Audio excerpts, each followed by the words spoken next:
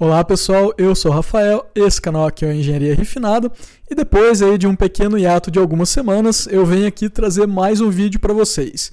E no vídeo de hoje, gente, eu vou falar um pouquinho para vocês sobre o processo de mestrado acadêmico no ITA, no Instituto de Tecnologia Aeronáutica.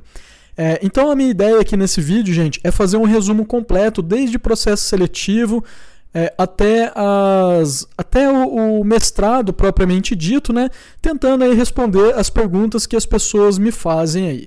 Então, bora pro vídeo. Gente, antes de iniciar esse vídeo, eu preciso fazer um disclaimer, como de costume, que, assim, tudo que eu vou falar nesse vídeo, é baseado nos processos que eu fiz, na época que eu fiz, claro, reli o site do ITA, mas, pelo amor de Deus, gente, não deixem de consultar os canais oficiais da instituição antes de tomar qualquer decisão, tá? Esse vídeo, é claro, é um facilitador aí para quem está interessado em fazer esse mestrado acadêmico, mas eu vou deixar na descrição os canais oficiais da instituição para que vocês possam ir lá consultar as informações por si próprio, tá? Então, novamente, esse vídeo aí é um apanhado geral, um perguntas e respostas, mas, pelo amor de Deus, não deixem de consultar as informações oficiais. Bom, galera, iniciando primeiro pelo processo seletivo.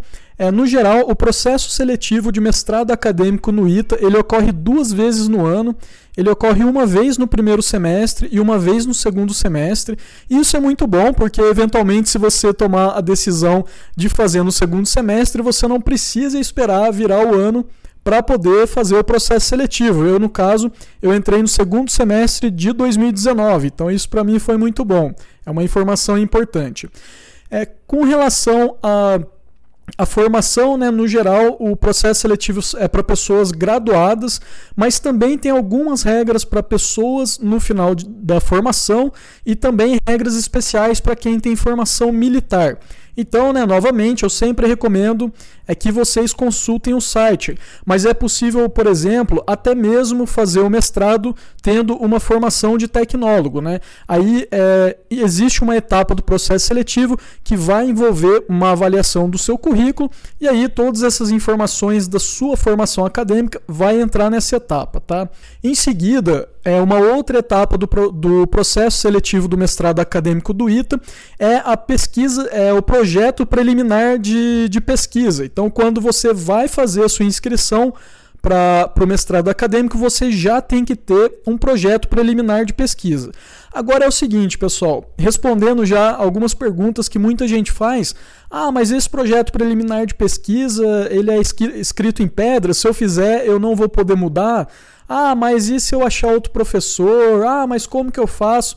Gente, eu vou contar um pouquinho da minha experiência para vocês, Eu já estou aí há quase 3 anos fazendo mestrado.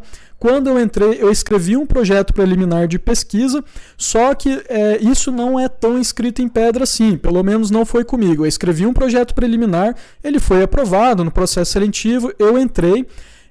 Com isso, o próprio ITA escolheu um orientador para mim, um professor orientador, mas no meio do caminho eu comecei a ter outros interesses lá dentro e comecei a mudar o rumo aí do meu projeto de pesquisa. Então, assim, ele não é escrito em pedra, tá?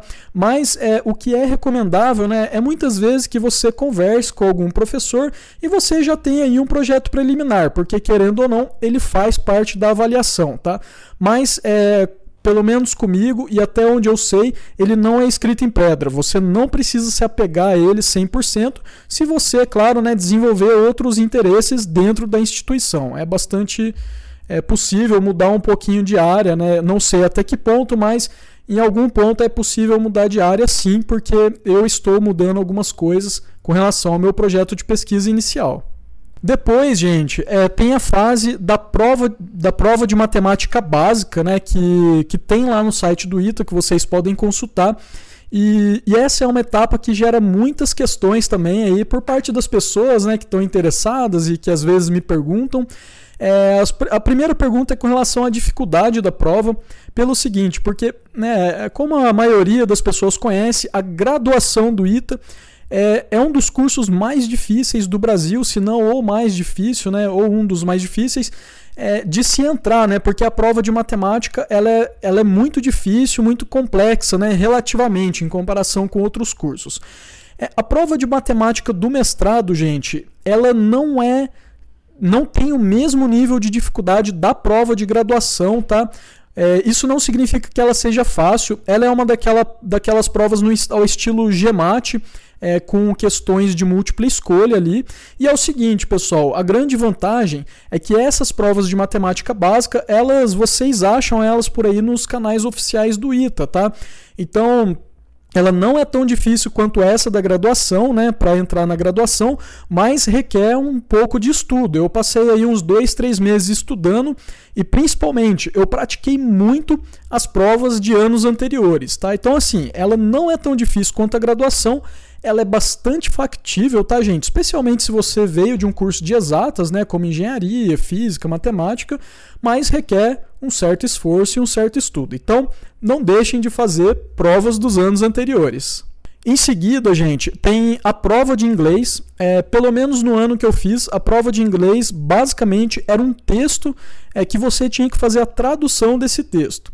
Esse texto ele não era tão básico, ele tinha aí um certo nível de complexidade, mas uma prova de tradução não é uma prova de inglês tão difícil assim, tá? No geral, uma prova de tradução eu particularmente acho que é algo que você consegue, entre aspas, se virar, né? Porque muitas vezes você consegue traduzir muito daquele texto pelo contexto que você está lendo.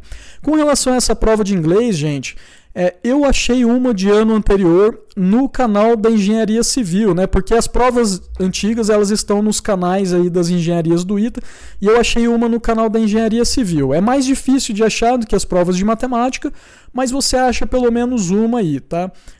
Então, assim, mas eu particularmente não sei se treinar para ela é tão efetivo quanto para a prova de matemática. Mas é possível, ela está em algum lugar na internet, você consegue treinar também. Bom, gente, e aí, né, isso que eu falei para vocês anteriormente até aqui é com relação ao processo seletivo, tá? Uma vez que você fez o processo seletivo, né, aliás, quando você está fazendo, você já tem que fazer algumas escolhas, mas aí a gente recai na parte dos programas que existem de graduação, né? Então, atualmente lá no ITA tem 6 programas de mestrado acadêmico. O primeiro é Engenharia Mecânica e Aeronáutica, que é o mestrado que eu faço hoje em dia.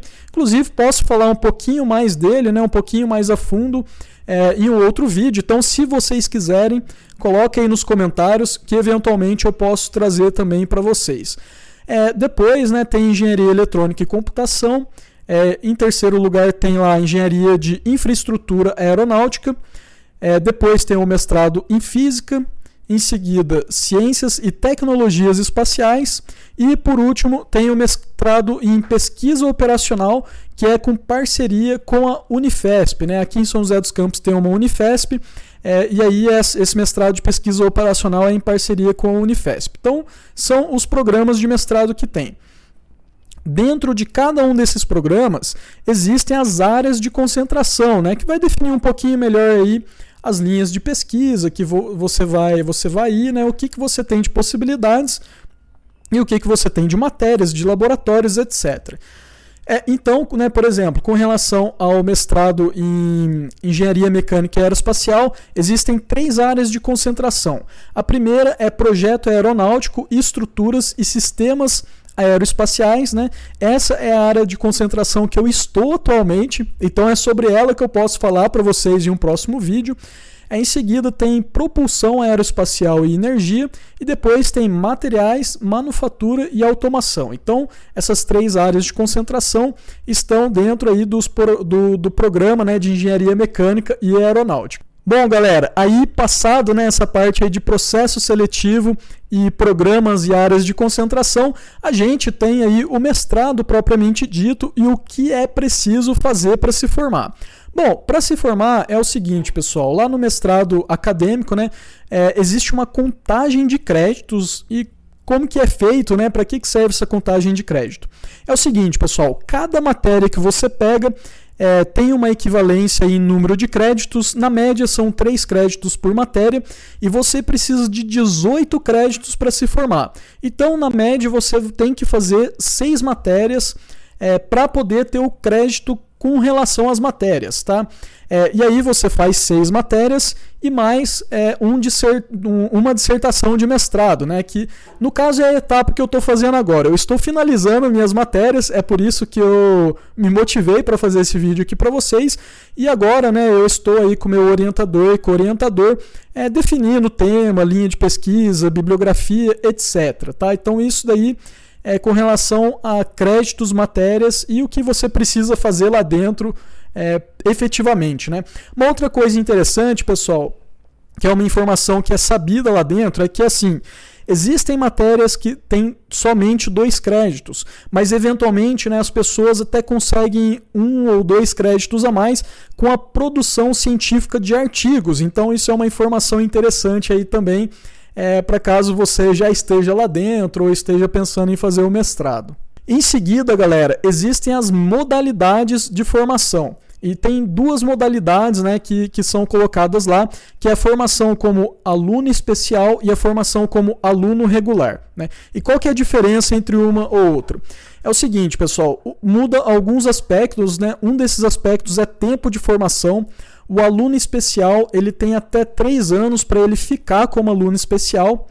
E no caso, hoje eu sou aluno especial, né? E eu estou terminando o meu 3º ano. Por que existe esse negócio de aluno especial? O aluno especial, gente, ele é um recurso criado para aquelas pessoas que não têm dedicação exclusiva ali no mestrado, né? Então, no meu caso, eu tenho um vínculo empregatício, eu trabalho, né? E eu não tenho dedicação exclusiva. Então, o que eu faço? Eu pego uma matéria por semestre. Como aluno especial, eu posso ficar até 3 anos. E como eu falei para vocês, eu tenho 6 matérias para fazer. Então, se você fizer certinho uma matéria por semestre, no seu período de aluno especial, você consegue terminar as matérias. Tá? E aí, como aluno regular, você tem mais 2 anos para se formar. Né? Se você for entrar com dedicação exclusiva, você pode entrar direto como aluno regular, porque aí você faz todas as matérias em 2 semestres. Mas no meu caso, eu estou demorando 6 semestres para fazer todas as matérias, então não seria possível como aluno regular.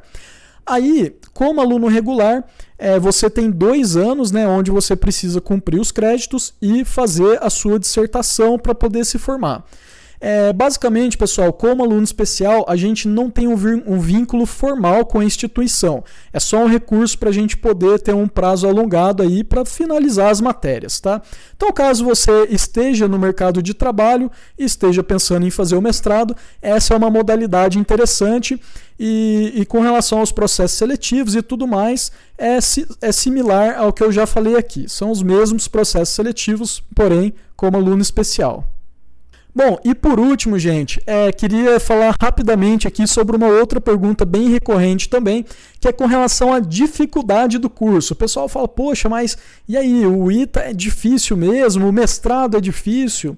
E, gente, assim, eu vou ser sincero, eu particularmente considero bastante difícil, principalmente com relação ao nível de matemática exigido, né? Eu estudei em boas instituições antes de entrar no ITA, e o ITA realmente ele tem um nível de matemática que é bastante alto, tá? Então, essa parte ela realmente tem um grau de dificuldade relativamente alto. Só que em contrapartida existe uma outra questão também, né? Apesar de ser difícil e trabalhoso, eu sinto que os professores no mestrado acadêmico eles ajudam, né, entre aspas, em certos aspectos, as pessoas que se esforçam. Ah, mas ajudam como? É o seguinte, a gente também tem bastante trabalhos, na média, né, pela minha experiência, a gente tem aí 1 trabalho por matéria, 1, 2 trabalhos por matéria, e esses trabalhos têm um peso relevante, né, trabalhos em laboratório, trabalhos, produção, né, de relatórios, e isso é muito interessante, porque muitas vezes, né, você não consegue ir tão bem nas provas, mas esses trabalhos eles te ajudam. Então, se você é uma pessoa bastante esforçada, existe uma boa chance sim de que você consiga seguir. Agora, tem uma coisa que é inegociável aqui, gente, que é esforço e dedicação, né? O número de horas gasto para o que você consiga fazer matérias e trabalhos e fazer tudo bem feito. Ela é bastante grande, pelo menos no meu caso é bastante grande, então essa parte eu diria aí que é inegociável, tá? Mas é bastante possível, dá para se formar, dá para aprender bastante e, né, eu já fiz outros vídeos aqui no canal falando sobre isso e que eu recomendo bastante para quem tem essa vontade de ir um pouquinho mais a fundo em alguma competência. E pessoal, o que eu tinha de vídeo, né, para vocês hoje era isso, né, que no caso aqui foi um resumão aí sobre o mestrado acadêmico no ITA, lembrando que esse é o mestrado acadêmico, não profissionalizante. Então, assim, se vocês quiserem saber um pouquinho mais sobre minha área de concentração, sobre o que eu faço lá na mecânica, etc., posso trazer aqui para vocês, posso trazer as matérias, né? Esse é um assunto que eu estou respirando muito ele ultimamente por estar finalizando a minha última matéria e iniciando a minha dissertação. Então, essa é uma das propostas do meu canal, né? Ele refletir as coisas que eu faço.